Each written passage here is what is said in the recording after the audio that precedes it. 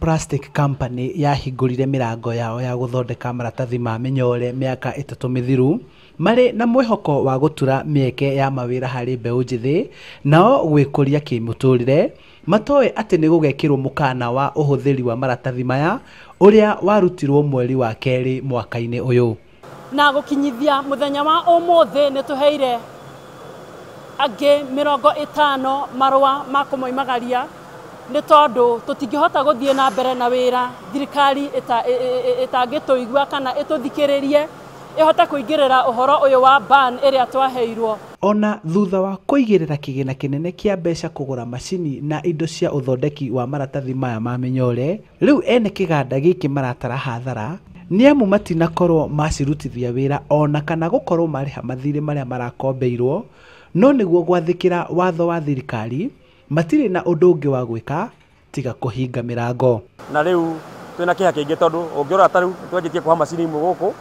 tondũ tũtingĩhota gũthiĩ na mbere na kũruta wĩra ũyũ rĩrĩa gũtuĩkĩte nĩ andũ makũnyitwo kuma mweri 28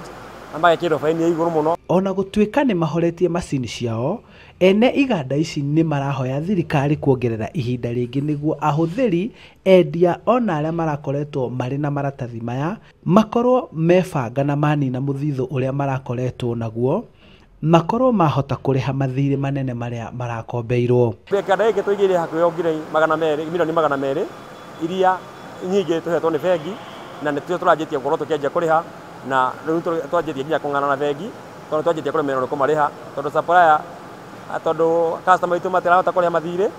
na nginya supplier nao nĩ maregete gũtũhe material tondũ wa kũigua maũndũ marĩa marathiĩ na mbere Kenya. Kũrũgamio kwa ũhũthĩri wa maratathi ma minyore bũrũri-inĩ nĩ mũnyaka harĩ amwe, no harĩ arĩa mathondekaga na arĩa marendagia maratathi maya maratara hathara nene, ũguo makendekithia korwo thirikari no ĩricũkwo itua rĩu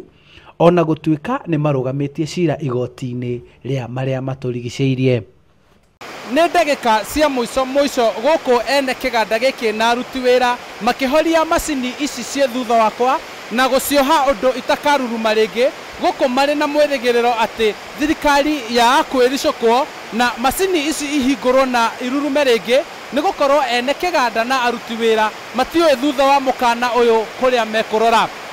Handũ-inĩ ha Inoro TV kuma kĩganda kĩa World Plastic Limited taũni-inĩ ya Limuru, Kiambu County, njĩtagwo Charles Gikunga wa Kariũki.